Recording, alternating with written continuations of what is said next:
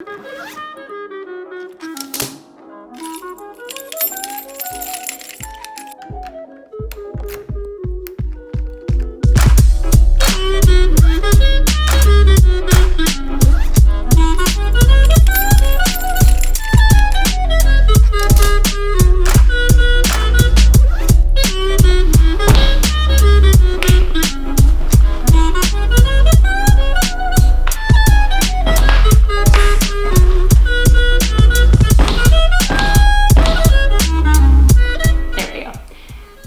I was in Madrid for 7 hours, and I was going to try and like put this thing together showing you what like 7 hours in Madrid looks like.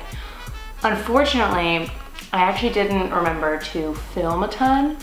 So my idea was to make up for it, is to sort of interpret how Madrid was and staying awake for somewhere close to like 40 hours straight.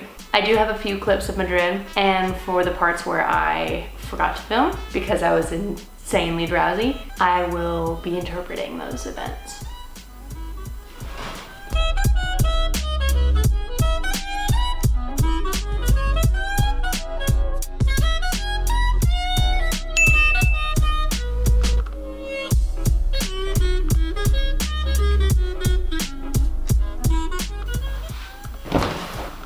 Now I'm not actually going to interpret the entire thing for you because that would be extremely boring and would only really amuse me, which it already kind of has, so we're going to stop there. I was in Madrid for 7 hours, and unfortunately I made a few critical mistakes.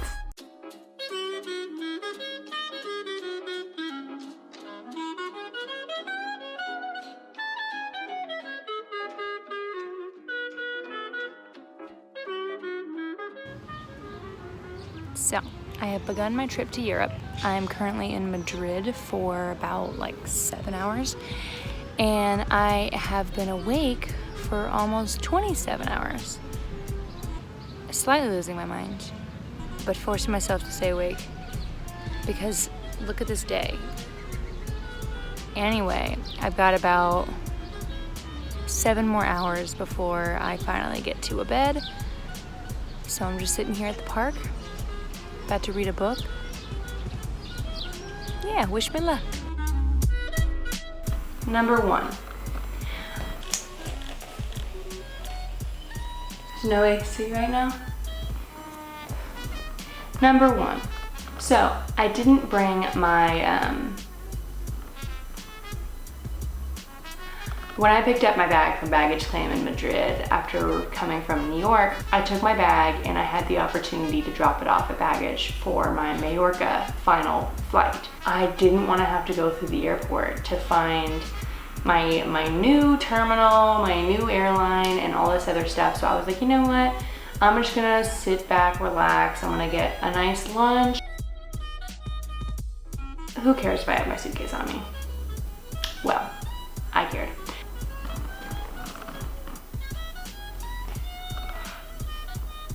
So I got to the park, and a lot of it is just gravel, dirt.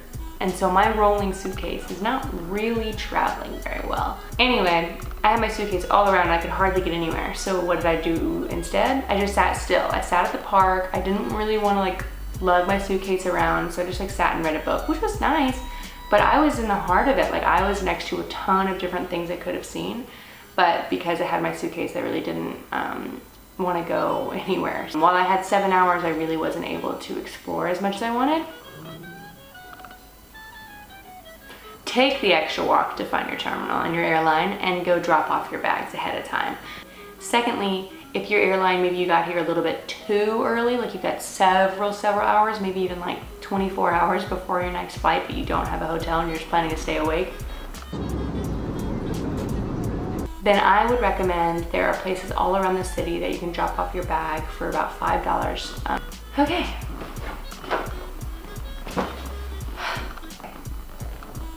Number 2.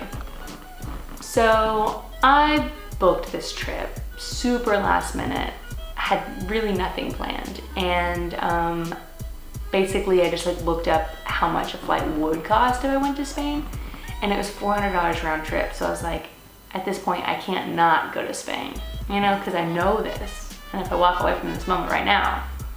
So basically that moment I bought the tickets. I was like, okay, I'm going to Spain. So I bought the tickets, and like as I'm going, everybody's like, oh my gosh, are you excited? What are you gonna do? And I'm like, I honestly have no idea what's in Spain. Like at all. Being my normal self, I didn't look up anything. But to my main point, cell phone. So you have a few options. Going through your cell phone provider so that you can still have your cell phone number when you're there. It's a bit more expensive, but it is nice to have your own phone number and not have to worry about, you know, other things like that. Plus you can do unlimited text, data, calls, all that stuff. For Verizon, it's about $10 a day. All you have to do is text travel to 4004. So I went through Verizon, but there's also the option once you get in the country that you're going to get a SIM card. My only worry is that I'll not just be in Spain for this trip, so my worry was that if I went to a different country, would I have to get another SIM card? So just to skip all the hassle, I went through my provider. But when I landed, what I wasn't really aware of is super slow. It's like nothing was going through. Like I was getting a few text messages here and there, but like nothing really. I called my sister who had just traveled in Europe by herself, and I was like, did you have these issues? She's like, yeah, you know, it took a few hours before it really got to normal. And I just went on a whim, as millennials do, and restarted my phone.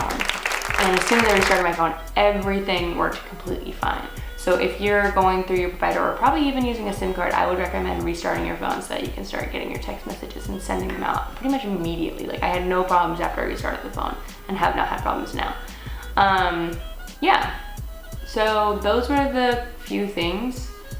I'm trying to think, there was another one that came to my mind.